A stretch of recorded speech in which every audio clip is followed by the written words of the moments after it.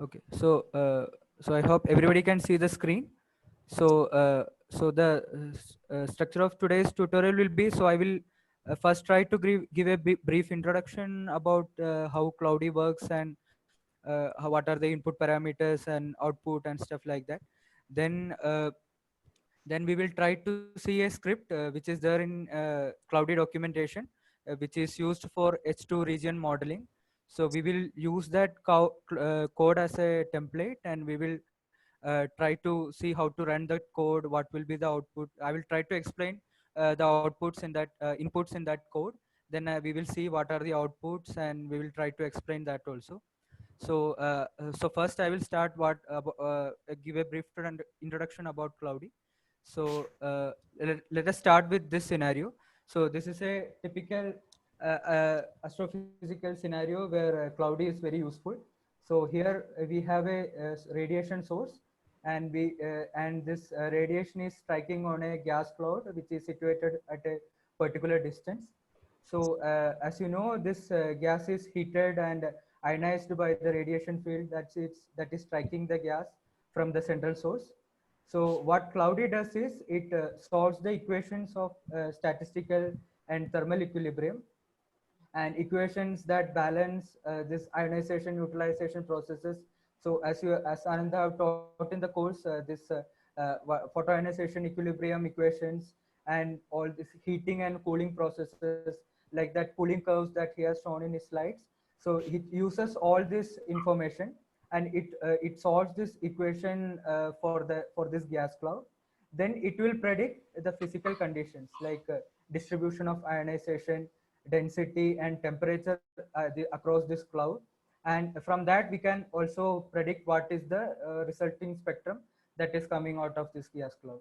So these are the things that Cloudy can do. So then we want to see how Cloudy works. So I know no cloud look like this square box, but for the sake of simplicity, we assume a cloud like this. So what Cloudy does is to divide. So suppose this is the source, and radiation is falling on this cloud. So we what we do is to divide this cloud into a set of thin plain parallel boxes, and we refer to these boxes as zones. As you can see, I have made a few boxes here. Suppose if it is in a spherical shape around the source, then we will consider thin concentric shells instead of this. So let us first consider this case. So it will have a illuminated phase. So this is where that incident radiation is falling.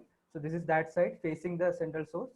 And there is another side which is called the shielded phase, which is the opposite side of the illuminated phase.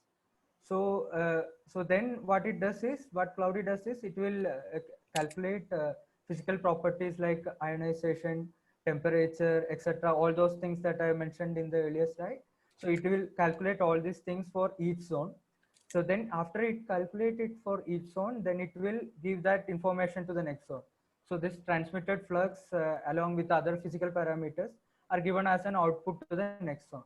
So it will do this thing from the illuminated, starting from illuminated phase towards the side of shielded phase, and it will end when a stopping criteria is reached. So it cannot go on forever. So in the Cloudy code, we will also mention a stopping criteria. So when it satisfies that criteria, Cloudy will stop and will start giving the outputs. So this is how basically Cloudy works. So and one more thing is that the thickness of these boxes are decided such a way that all the physical condition across them are nearly constant.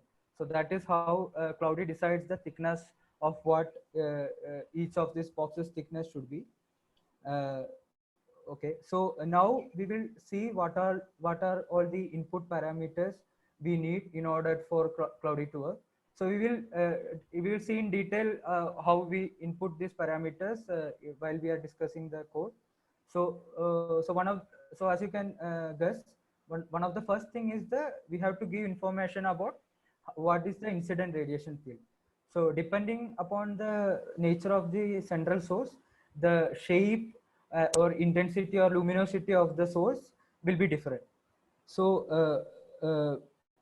So one thing is this shape. So depending on whether the central source is an AGN or if it is a star, it will be more like a black body radiation and things like that. So it will shape will change depending on the central source. So first we have to decide what is the shape of the SED is. Then next thing is the intensity or luminosity. So intensity will be the flux striking on a unit surface area of the illuminated face of the cloud. So that is what intensity is. Or if it is a luminosity, it is the power emitted by the central source of radiation into the whole solid angle, 4 pi steradian solid angle. So we have to, when we are inputting this parameter, we have to see whether we are giving the intensity or luminosity. In case we are giving luminosity as the input, then we have to give the inner radius of the cloud, because otherwise we won't know what is the energy number of photons striking the illuminated face per unit area. So in case we are giving luminosity, which is actually the power emitted by the central source per second, power emitted by the central source, then we have to give the inner radius of the cloud so that we can calculate the flux reaching unit surface area of the illuminated face. So these are the things one should give as incident radiation field is concerned. And you can always refer this HACI document. This is the cloudy documentation document, HACI 1. So if you refer to chapter 6, they mention about all the possible SED shapes and how to give intensity or luminosity, whether it is an intensity or luminosity command and things like that. So you can always refer to this chapter. And examples I have mentioned, black body radiation or AGN radiation, whatever the nature of the central source, you can see from there. And the next input parameter should be about the chemical composition of the cloud. So in order to do that, what we do is to first define what is the, we assume a number for the hydrogen density, N of H, and that is not enough. So we need to know what is the chemical abundance of other metals. So this we will divide with respect to the hydrogen density N of H. So it will be given by, if we call the element Z, so then this fraction will be given by N of Z divided by N of H. So this is called chemical abundance. So if we have both these numbers, N of H and F of Z, then we can get the density of that particular element by just multiplying these two parameters. So this is also depend on the nature of the cloud. So there are different chemical compositions that can be applied. So for example, there are solar abundances, which is basically the chemical abundances that we see in the sun. And there is something called primordial abundance, which has more abundance for hydrogen and helium. And there are ISM abundances. So these are all are there built in the cloudy. So you can refer to this chapter 7 for detailed descriptions. So there they have given what all abundances are available in the cloudy. So then you can use in the code, you can mention which abundance to be used. You can give the hydrogen density. Then you can also write in the code whether which abundance to be used, so that we know what are the chemical composition of the cloud. So this is the second input parameter. And the third thing will be what is the cloud geometry. So you can consider two simple cases for the geometry. So one is called open geometry and one is called closed geometry. So as you can see, for open geometry, covering factor is so small, and you can define an inner radius, outer radius, and depth as you can seen in this figure. So this is basically used for this broad emission line region of quasar and etc. And this closed geometry. So for the code that we are going to discuss after this, we are using this closed geometry. So these closed geometry have gas covers all the whole solid angle, 4 pi steradian solid angle as seen by the central object. So we will be using this closed geometry for the discussion of the H2 region that we are going to do after this. So default geometry is open geometry in cloudy. So if you want to change it to the closed geometry, then we add a command called sphere. in the code. We will discuss that after this. So these are the two cloud geometries that we are going to be involved in this cloudy. So then we have to stop. We have to stop at a certain point.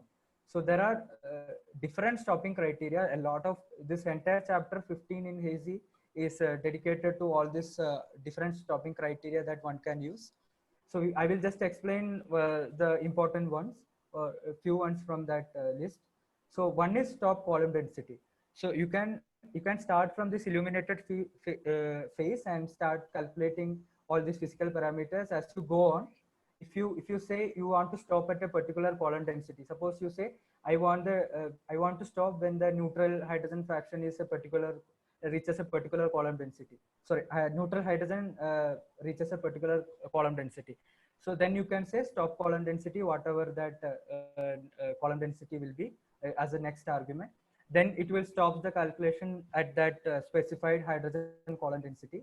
Or you can say you want to stop at a particular optical depth, and then it will stop that arbitrary continuum of absorption optical depth. Or other things include stop EFRAC.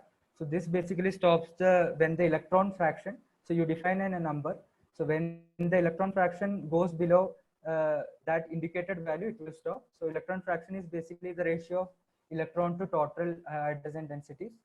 Or you can say when the temperature goes below a particular temperature defined as T low, then then the cloudy will stop at that particular when it goes below that particular temperature.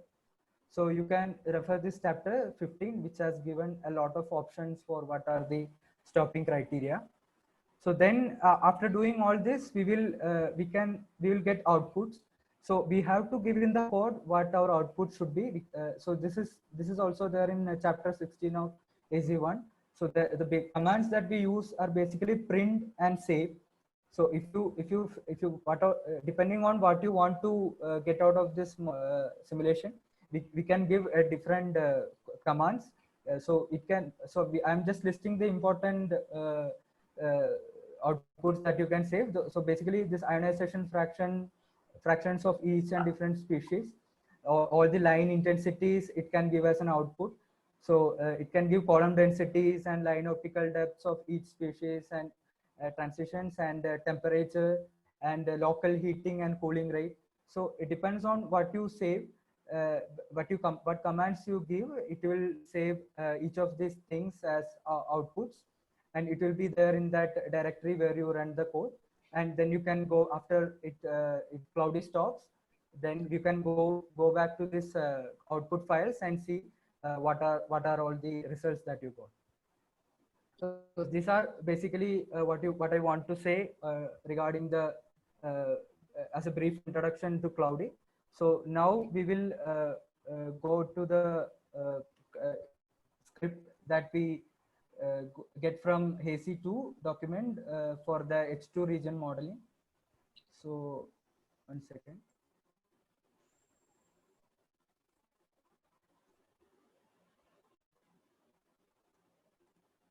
Okay.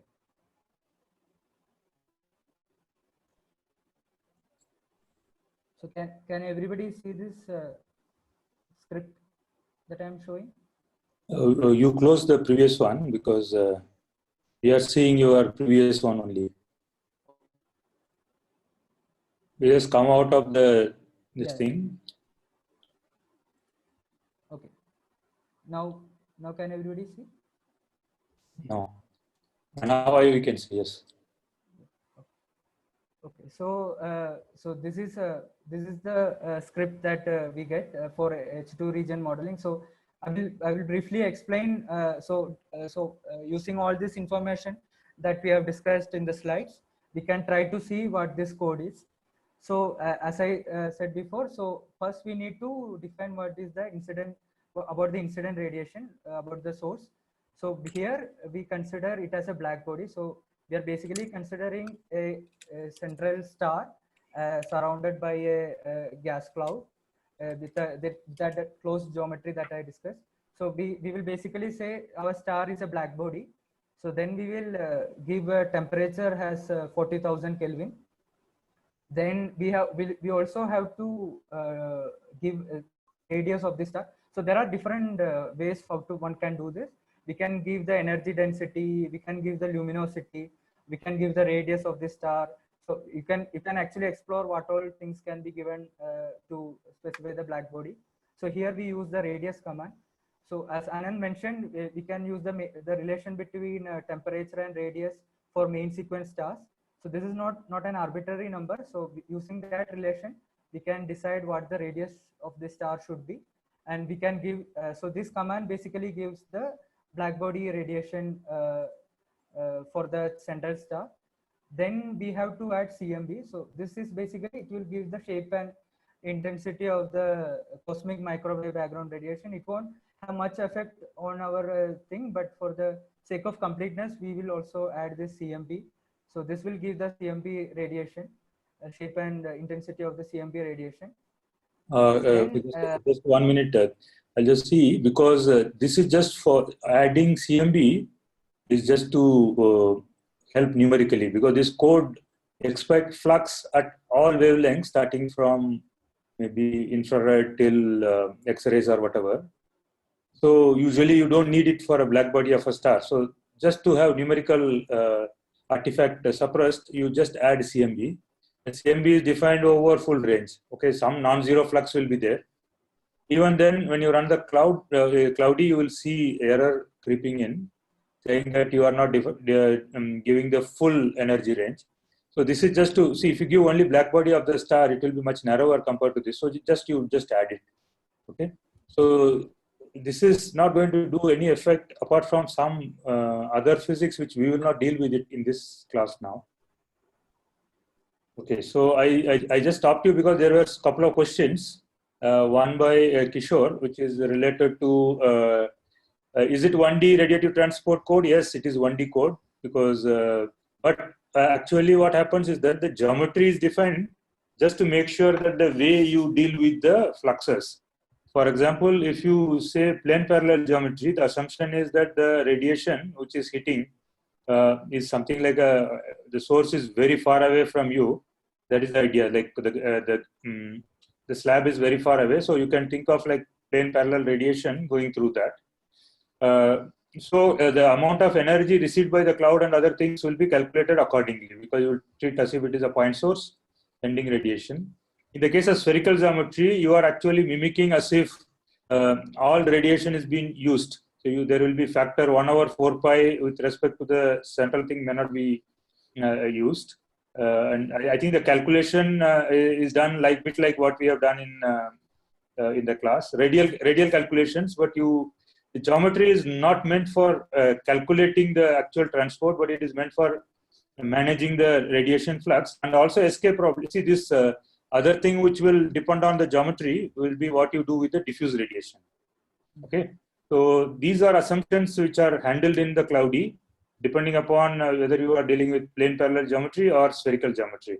Okay, so slight radiative transport, this thing, scattered radiation will be slightly different. So escape probability calculations, which you have to do to make sure that some amount of cooling occurs in the gas, will be slightly different. Okay, that is one question. So then I see there was one more question. Radius of the star in which units? Okay, so actually there is one thing people I didn't teach in this way, but the calculation will be done in a relative unit. Because it's true that you can do it in absolute unit as well as relative unit. So what is important for ionization correction is the ratio of photons to which decides the ionization rate, and to the recombinations, which is decided by the density. So you can also run the code in the unit of photon density to the particle density. This is what is known as ionization parameter. So usually it is CGS units. But if you are giving all these quantities, you give it in CGS units. I think you can also see that the input when you are giving, for example, spectrum, you can give it in an appropriate unit, which is defined also in cloudy section, whatever Aramal was saying. Okay, so unit, you can run it in a unit based way, where you define the star in CGS and distance in CGS. or you can also define it in the so-called dimensionless unit, where you have the ratio of photons to the particle density. Then depending upon your choice of photon density, then the particle density will be altered. Okay, or if you fix the particle density, photon density will be altered. So the same result can be interpreted for different scenarios under some conditions. Okay, I will teach this when we do diffuse interstellar medium. At present, in this calculation of star, we will give photons, I mean spectrum, and this in CGS units. Okay. Yeah, Aramal, sorry, you can continue now. Yeah. Okay. Okay. So next, this blackbody command is actually a luminosity command. As you can see, we haven't specified what will be the flux reaching the cloud. We haven't given anything related to the distance. So since it is a luminosity command, keep in mind that we also have to specify the inner radius of the cloud. Then only it can calculate the flux reaching the cloud. So that's why we add this radius after. So it is not. I should have put it there. So we actually, this radius equal to this command is actually giving the inner radius of the cloud. So so that it can calculate the flux reaching the cloud. So that is one thing. Then now we have to see what is the chemical composition of the cloud. So as I said, so for that, firstly specify what is the hydrogen number density. So for that, this command is used, hden equal to 2. So these are in logarithmic units. So after you specify hden, so there are different way how you can assign this abundance. So as I said, there are built-in abundance models in Cloudy. So you can use, so I have disabled this command.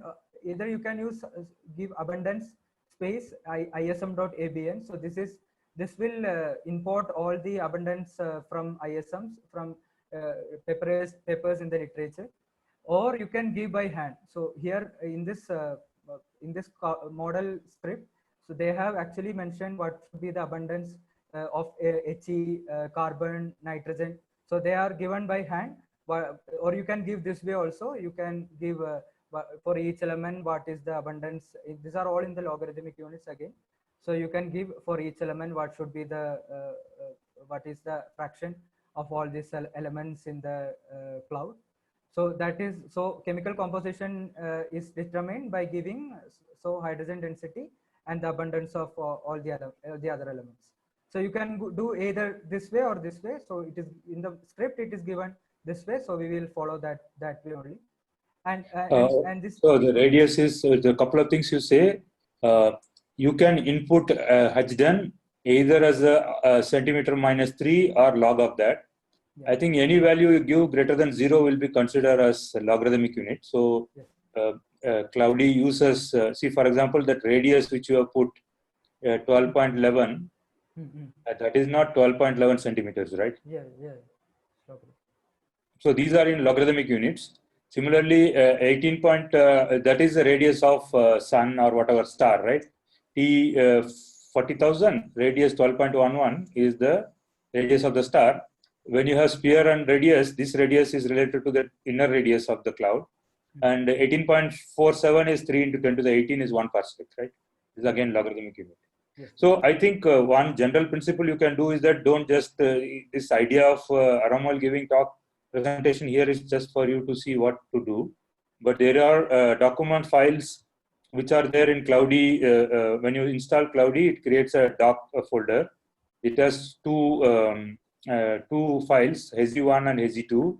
One of them will give you the commands and another one will tell you that what the meaning of the command.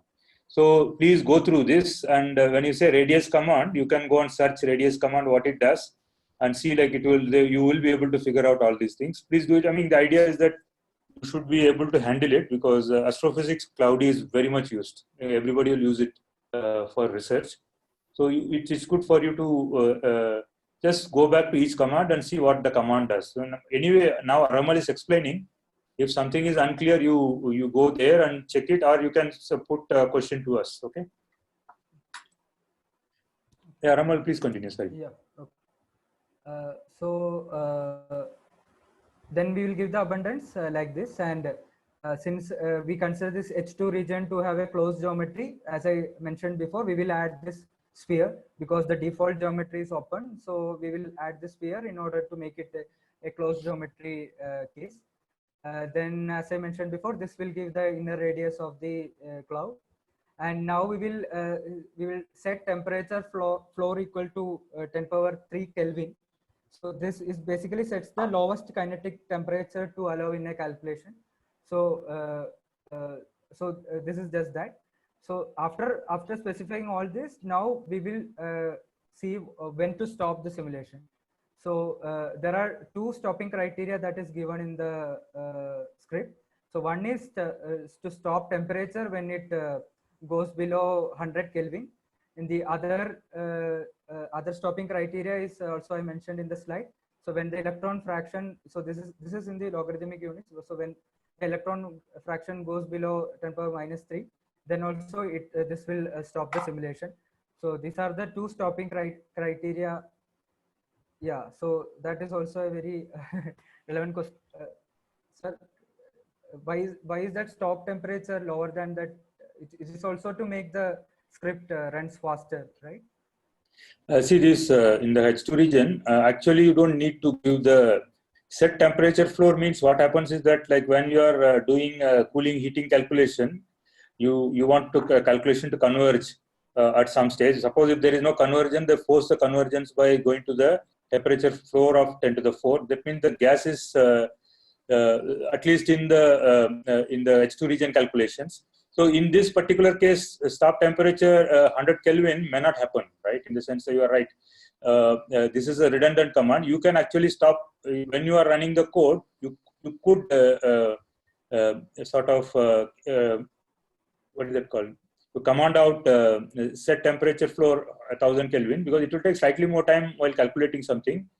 And you can also play with these two things: stop temperature 100 Kelvin and stop electron fraction 10 to the minus 3. Even though these two commands are given, as far as I know, the actual stopping will happen when electron fraction becomes 10 to the minus 3, because at that Yes. stage still temperature will be higher than 100 K.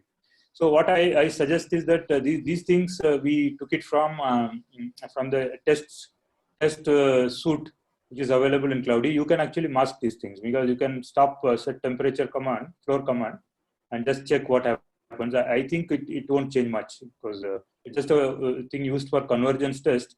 It may run for a bit longer, and you are right, because that's stop temperature 100 Kelvin will never happen. Similarly, in the test suite, they give you both abundance ISM as well as these abundance helium kind of things. So it will take only one of them. It cannot take both. Okay. So I think this the idea of okay, you can suppress one of the commands. There's no problem.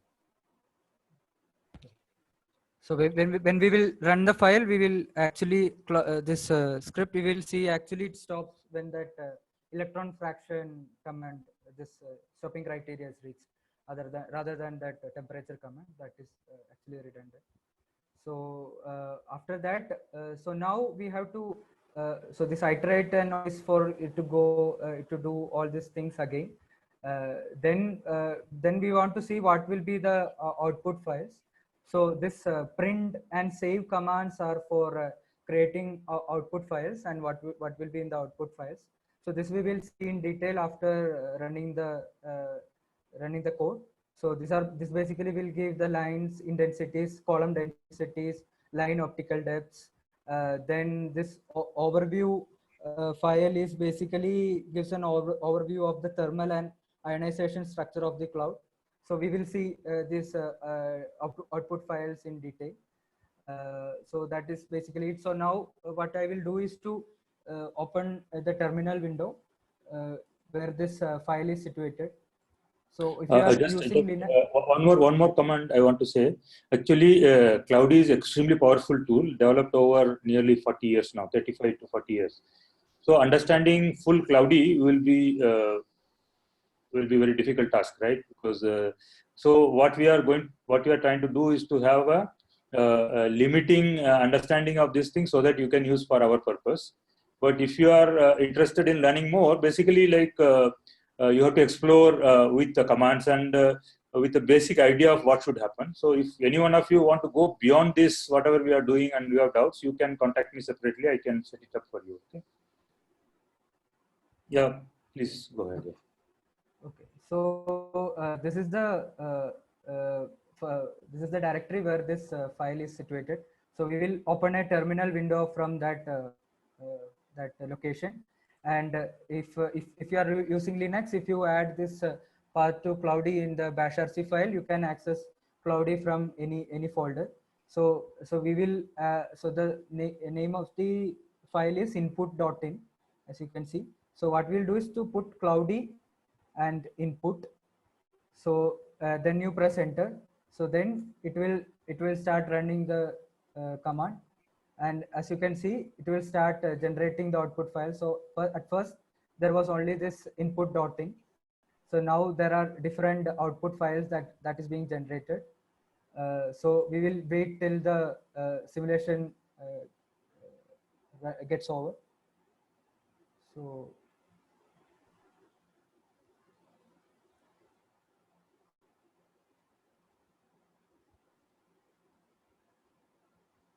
I hope everybody can see all these windows.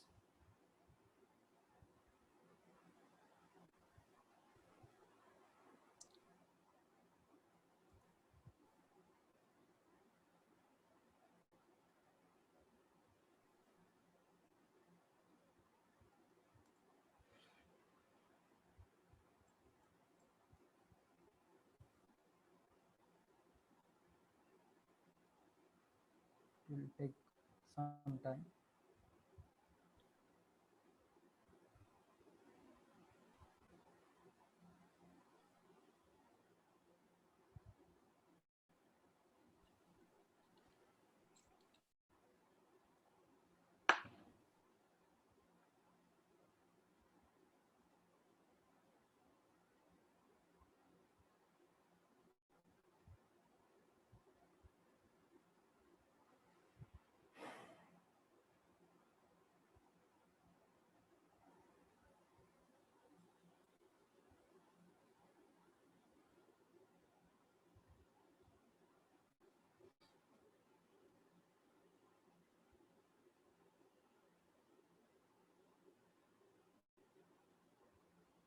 I don't know why it is taking this much time.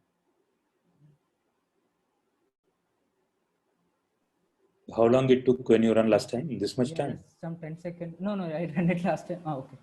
So okay, so now it has stopped. So now so all these output files have been generated. So let us look at this input dot out at first. So I hope everybody can see this file input dot out. Okay. This basically has our script at first. So this is repeating whatever we have written in the scripts, and so it will give various information. So as you can see, it will give the luminosity in X-ray, that number of photons in these ranges, and all those information will be given. So you can look it up in the documentation. They have mentioned what all things are there in the output file. So then it can give the ionization fractions for all these elements: hydrogen, helium, carbon, nitrogen, or the ionized species and their fractions. Then as you go below, it can give all the intrinsic line intensities corresponding to each element, starting from hydrogen. So you can see calcium, helium. Slightly. Can you go above before going to line intensity? And this is for zone, right? Or here only. So it has divided the cloud into 295 zones. So this result is for the first zone. This is for the 295th zone, right? Because these are the ion fractions. And you can also see it will give you the electron temperature, hydrogen density. Okay, you can see that radius, dr, thickness of the zone, and things like that. You can go slightly down. After the first and final zone, things are there. And just before this input. That's what. This is very important for you. Calculation stopped because you just put that. Slightly you go. So this is where you have to check to see why your calculation is stopped. and it will tell you various warnings which are present in the code and what is the thing. Most of the time you don't worry about it because this cloudy is written for doing all possible astrophysical scenarios. So certain things will not be satisfied. For example, as I said, calculation is stopped because low electron fraction. We have reached the condition we put. So now here, this is not stopped because of the temperature. It is rather stopped because you have reached electron fraction of 10 to the minus 3. So if you are running H2 region and you are going to stop the cloud when the H2 region electron fraction is going to be 10 to the minus 3, you could demand that I want more neutrals. Then you can say 10 to the minus 4, or you can put 10 to the minus 5. Then the question comes whether temperature of the gas is important or 10 to the minus 5 is important. There probably you may end up with temperature being the criteria. Okay, so this is the thing. So now this caution, there is a thing which says that continuum 0 at some energy. This is what I said. When you define black body radiation for star, it cannot define the spectrum over the range cloudy is expecting you to do. That's why cloudy will assume continuum to be 0 in some regions. This is just telling you that this is has happened. Right? There are various physical processes can go down. So, for example, it will say, no. I want to see that text only. Wait, there only. There. The density is too low. For example, some physics will not happen, right? That's what is the see. Basically, when you are calculating ion, basically like what you said, all the levels when you are calculating populations, some of them may have problem because the densities are very small. So these are cautions. This is not danger, right? If there is a dangerous thing happening here, the cloudy will stop here, and you go here. That will tell you what is the problem. But most of the other things, or you can see gas radiation pressure reached this value and zone. So probably it means that you may have to worry about dynamical consequences. Something like that will be there. It will be a good idea to check it. And if only cautions are there and cloudy has proceeded calculating things, then you basically say that this is all warning for some physical process being not included. So we are now interested in doing very rudimentary calculation of H2 region. So this may not be an issue. But when you do some detailed calculations of some other setting, you have to make sure that warnings are ignorable in the sense that if there is a warning, that should not affect the physics you are dealing with. So that's what I wanted to emphasize. And this is one of the important note you have to do whenever you run the cloudy thing. Suppose if you find some funny results, which is not following a simple trend, you go back and check whether there is something funny happened here. Okay, before believing the result as a real physical effect. Okay. Okay. So that is it. So then it will give the intrinsic line intensities. For all these species, then after, so you can see there are a lot of them. Then after that, it will also give the line optical depths. So we have put print all these values. So it will give all. It will also have the mean line optical depths in this output file, as you can see here for all the species that has been specified in the input file. So this is one of the output file, and the other one is input dot. This is the overview, save overview. So when we put that save overview in our input script, so this is the output file corresponding to that save overview. So this basically gives the depth. So the first column is the depth in the cloud. So starting from the inner radius, what is the depth from the illuminated phase to the shielded phase? What is the depth of the cloud? So the depth will increase. Then it will give the electron temperature. Then it can give the local heating, air per centimeter cube per second. That quantity will be here. Then it can give the hydrogen density. So this third column is hydrogen density. Then the fourth column is electron density. So this is the fifth column is 2H2 divided by H. So this is basically molecular fraction. Then it will give the H1 densities and all the ionized densities, ionized hydrogen densities. So it will give followed by various ionization fractions for He, molecular carbon CO, the first 3 ionizations of the carbon, the first 6 ionizations of oxygen. So it will give all this information.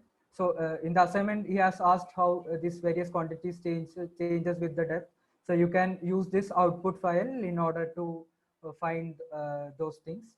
So this is what this overview output file is about. So these are basically the main outputs you get from after running this code. So is there anything you have to add, Anand? No, nothing, because this we said that first zone and the 250 zone or something, each row is for one particular zone. This is the default file, right? This is the default file which gives you default in Cloudy, which will give you hydrogen, helium, carbon, and oxygen ion fractions. Okay. So I think if you want to add more, you have to define, and I have suppressed this in the input file we have generated. Actually, you can read up this command again. You just say that what is this? What is the overview command means and what it stores. You can see. We have also stored line list .lin. There is a thing called line list h2.dat. So this is the file which would have been created. Can you open the .lin file? Okay. Okay, I forgot about it. So this you can see now. This is the first column is the name. Second column is the wavelength. Third column is some sort of a relative intensity in some unit, right? Because you can do this way. So that is why it is good for you to. I ask you to plot the ratios. When you plot ratios, it is okay. Absolute values you want us to do various things, because emission, if you are calculating, you need the volume. But you can calculate the ratios more accurately from this code. So, for example, C3 means like carbon 3. 977 is the wavelength of carbon 3, and the third column gives you the intensity of that. So there is a question which has been given to you to find out the ratio of BLND means blend of some transitions, because several transitions may be close by and giving you something.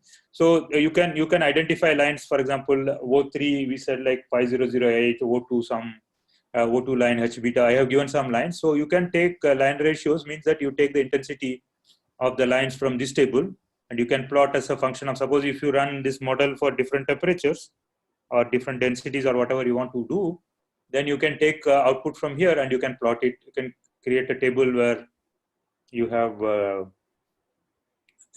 this thing. Okay. So this you can use to get the line ratios as a function of whatever function of a parameter of your model. This is one output per simulation, right? Whereas in a given simulation, you can also print zones, which I don't want you to do, because you will do that in our next assignment. At that time I can explain, but as you can see that it's very easy for you to do, because this is you are not going to do a lot of things, because you can just read out this file and try to understand what is happening. Then based on the output, we can discuss some of the things I explained to you in the class, right? So yeah, that's what I wanted to say. Do you have anything else to say? Yeah. Okay. One more thing I have to say. So in the assignment, Anandas has to do all some of these commands over a certain range of numbers. So he has asked to change this temperature for a particular range and things like that for different temperatures. So for that, you can use this command called grid, grid. So that is basically a for loop kind of command for Cloudy. So there, if you put, then you can vary all this temperature for a certain range, and you can get different output files corresponding to each temperature. So for that, you can use this grid command. So that's chapter 18 in Hazy is fully dedicated to explain this command, grid command. So you can use that command for changing parameters and stuff. That's all I want to add. Anyway, this is an exploratory project. For example, I would like you to have a feel that whatever we call as radius of H2 region, we calculated using simple approximation. We made case B, we made things like we approximated only hydrogen kind of things, and also you have a constant temperature for the recombination coefficient, etc. So you found, if I give n star, you will find this thing. So here what you are doing, you are actually doing a calculation with a correct value. So T and radius, so I think T T radius should come from the luminosity versus temperature relation. You know what is it called, right? What is temperature luminosity relation called for stars?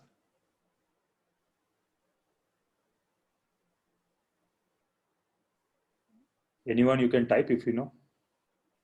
No. For stars. Yes, this is that is for black body you are saying, right? For stars, like if I have a star which has, you know, that star at different temperature has different luminosities. HR diagram, yes. This is HR diagram, and you have to use HR diagram here, and that is the point. Okay. If you can use HR diagram, then for each star you will calculate what is the appropriate radius. Okay. So then, having obtained temperature and radius, then what you have to calculate to get the radius from whatever I taught in the class is n star. So what you do is that you generate the spectrum of black body at that temperature and luminosity. For black body with that luminosity, you will say sigma t to the power 4 will be equal to that, and then calculate n star, right? You know how to calculate n star. You have to integrate over the frequency range weighted by the absorption cross section, isn't it? We have done that. Or in the simple case, this is the bounded H2 region. You can simply integrate the photons with energy greater than 13.6 electron volt. Photon number, right? You have to divide by h nu, L nu, sigma nu, d nu by h nu to calculate. Okay, that is required. So this is the test you have to do, because I want to know that I want you guys to calculate, generate black body spectrum and calculate that for this. But Cloudy will give you some number. This is one exercise we can simply do. Second thing I struggled to teach you with a lot of difficulty was to show that the transition zone is very sharp, which you will always see when you plot the radius versus ion fraction diagram. The third thing actually I myself was surprised. So you, for example, you can start with temperature of 10 to the 4 Kelvin. You think that it is pretty hot, you will find that there is no H2 region. Actually, Cloudy will show you even hydrogen ionizing photon from 10 to the 4 Kelvin star will be very, very small.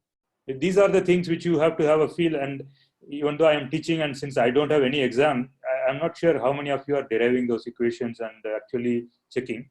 So this will allow you to get a feel. Okay. So you can do this way. And whenever you submit, you give me some justification of what radius you have assumed for a given temperature. I have given some reference, but you can see like whether that is the case. The third thing I want you to check is that helium thing, right? You remember helium 2 region we said like when the temperature is more than 40,000, helium 2 region and H2 region will be at the same size. You can demonstrate it very easily with your if you run the code. Okay. So these things I want to check. And the fourth thing is related to temperature. We discussed this. If only recombination and photoheating are the sources, then we know that the average photoelectron temperature is related to the temperature of the star. At some stage, the H2 region temperature will be proportional, or it will have a relationship, it will be very close to the temperature of the star itself. Whereas after we do that, when we are doing all other dynamical H2 region, we were assuming that the temperature is constant at something like 10 to the 4 Kelvin. So I would like you guys to have the feel. So that's why I ask you to find out for a given parameter of the gas, you just change the temperature of the star and find out what is the temperature of the gas. Then just to convince yourself that temperature is dominated by local physics, I also ask you to fix the star thing and vary the parameter of the gas. You make a gas primordial, only hydrogen and helium, and you also have the gas which is solar-like composition. Because this is just for understanding. You'll find the cooling curve tells you that the cooling rates are going to be very different. Then you can figure out whether the gas temperature you are reaching for the same stellar temperature is different or not. So these, as you can figure out, these are just for you to have a feel of various physics we learned in the class. Okay. And same with the line ratios. So you can plot O3, O2. These are the cooling lines which we discussed. So I could have given much more, but I thought like this is the thing to do. But I can also tell you this is just input is just a sort of a text or toy model. If you really wanted to see how a full H2 region modeling works, you go to Hazy 2 and look at something known as Paris H2 region model. This is the H2 region model they had. There was a meeting held in Paris. where they looked at model simulations by various people, and they tried to get one model working, everybody reaching one result. So this is known as Paris H2 region model. The whole input file is given in Cloudy 2. So if you want to go through the way they have done, for example, there they print all sorts of things. They check the convergence test. They check the stability of the code. They check zone-wise line ratios. I thought it's all too much. So you can check if you are interested. You can look at those outputs, because there are huge number of input files which are given there, so that you can mimic various astrophysical situations. Okay, so this is the aim here. You guys just go ahead and do and see. Like, idea is that if you can reproduce some of the plots we have in Astroberg and Ferland, and then I hope that you will have a feel of what is going on. Okay, so this is not really an assignment in some sense, right? Because the code is given, it will run, and you will plot. And so idea is to understand and see, like, whether you get whatever we taught is okay or not. So whatever you can explore, please explore in this, and that is the idea here.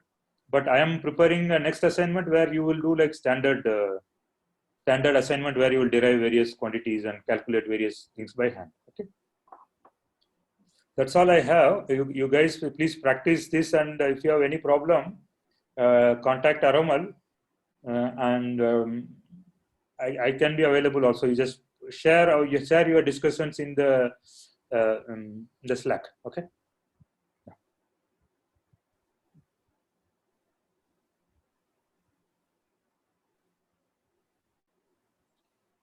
So Aramal, is there anything else to say? No. Yeah. No. You can end the meeting. Yeah. So if you have any other question, please ask me. Otherwise, we'll now stop.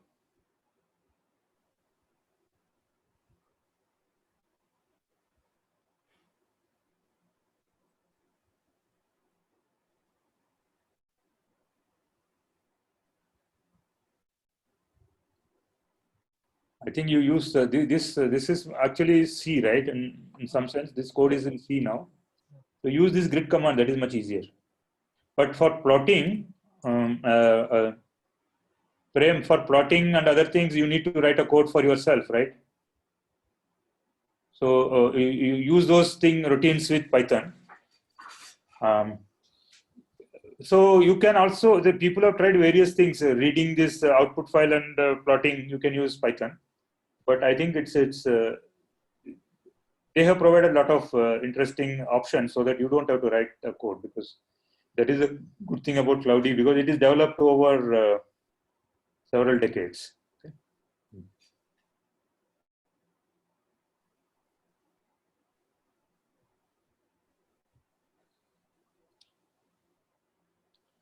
So I don't know much about how to do it in Doc, right? In whatever MS, what is Microsoft thing.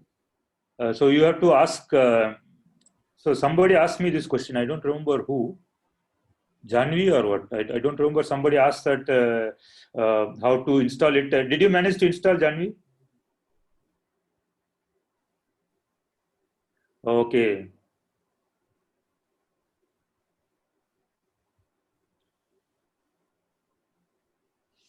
Okay, so please, if somebody has done this compiling in Windows, please put this instruction in the Slack group, so that people can do this. So Abhishek, can you make a write up and upload it in the thing, so that people can use it? Yeah, I can try that, so that it makes. But for people using Windows, you have to also figure out how you will plot. I don't know what is the plotting routine you will use. Plot is not an issue, because in Windows you can install Python and you can plot. So there is nothing. So I asked Abhishek to put some notes on how to install and run it. Okay, because I am hoping that you will do the two phases I introduced yesterday in the class. I would like you to actually model it. You will get the output from Cloudy if we go proceed. And if you guys think that it is all too much, you just let me know. Okay, this is just fun to do things, because you are anyway jobless at home like me. So you can do these things. That's what Yeah. I'm hoping. If any one of you, any one of the student gets stressed by all these things, like please write to me, because I see that the guys who crib, they are not attending classes. Okay, I'm not sure what to do, but they keep cribbing. But if you guys have any problem, I think this is a collaborative work, and I'm happy with you guys exchanging your discussions over Slack, because that is how science is done. And I don't think anybody remembers things when you do research. You exchange, you look at references and all. I have no problem, but make sure that the final report we are doing is written in your own word and the plots are done with your own code. Okay, you discuss as much as you want, and maybe make it even open. You put it so that I can participate, and I can also find out in case you guys are making some mistakes in the discussion. I can pitch in. Okay, there is no problem with discussing as long as we are all learning. Okay, good. So anyway, I will stop now, and we will see. Okay, good.